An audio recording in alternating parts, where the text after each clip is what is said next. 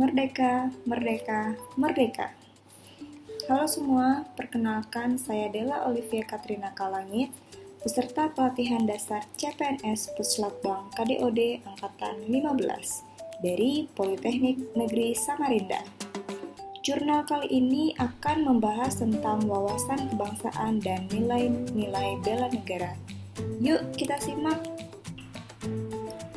Dalam Undang-Undang Dasar 1945, Pasal 27 ayatnya yang ketiga, menyatakan bahwa setiap warga negara berhak, wajib, dan ikut serta dalam upaya pembelaan negara. Materi ini disusun untuk meningkatkan pengetahuan dan wawasan kami selaku peserta pelatihan tentang landasan kehidupan berbangsa dan bernegara, nilai-nilai dasar bela negara, penghormatan terhadap lambang-lambang negara, ketaatan kepada peraturan perundang-undangan, dan pembinaan kerukunan, serta menjaga persatuan dan kesatuan bangsa. Salah satu materi pembahasan yang dijelaskan adalah mengenai wawasan Nusantara dan wawasan kebangsaan, di mana pengertian wawasan Nusantara adalah cara pandang dan sikap bangsa Indonesia mengenai jati diri, lingkungan geografi dan sumber dayanya, serta segala potensi fisik dan non-fisik yang terkandung dan lahir dari interaksi elemen-elemen tersebut sebagai elemen kekuatan dan lingkungan strategis nasional dalam satu kesatuan yang utuh berdasarkan Pancasila dan Undang-Undang tahun 1945. Wawasan kebangsaan dapat dimaknai sebagai cara pandang kita baik ke dalam maupun keluar, secara pribadi maupun secara kolektif, yang dilandasi oleh keikhlasan,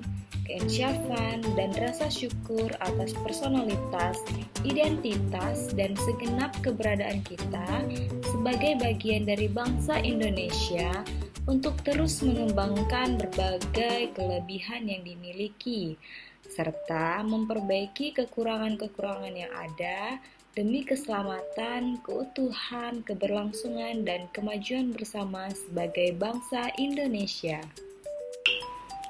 Pengertian bela negara itu sendiri merupakan sikap dan perilaku yang dijiwai oleh kecintaannya kepada negara Republik Indonesia tahun 1945 dalam menjamin kelangsungan hidup bangsa dan negara.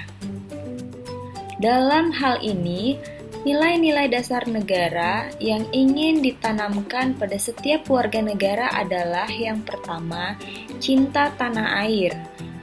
Yang kedua, sadar berbangsa dan bernegara. Yang ketiga, setia kepada Pancasila sebagai ideologi negara. Yang keempat, rela berkorban untuk bangsa dan negara. Yang kelima, mempunyai kemampuan awal bela negara.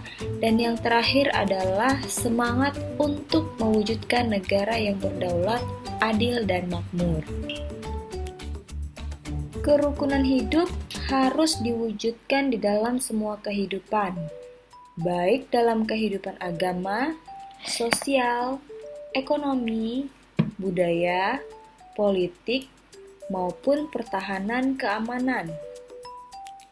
Manusia sebagai makhluk ciptaan Tuhan mempunyai tugas dan tanggung jawab dalam kehidupannya, dan manusia dalam kehidupannya mempunyai tugas dan tanggung jawab terhadap Tuhan, terhadap sesama manusia, terhadap lingkungan hidup, ataupun terhadap bangsa dan negaranya. Pemahaman dan pemaknaan wawasan kebangsaan dalam penyelenggaraan pemerintah dan pembangunan bagi aparatur pada hakikatnya terkait dengan pembangunan kesadaran berbangsa dan bernegara, yang berarti sikap dan tingkah laku seorang ASN harus sesuai dengan kepribadian bangsa dan selalu mengaitkan dirinya dengan cita-cita dan tujuan hidup bangsa Indonesia. Sebab ASN memiliki fungsi sebagai pelaksana kebijakan publik, pelayan publik, dan perekat serta pemersatu bangsa.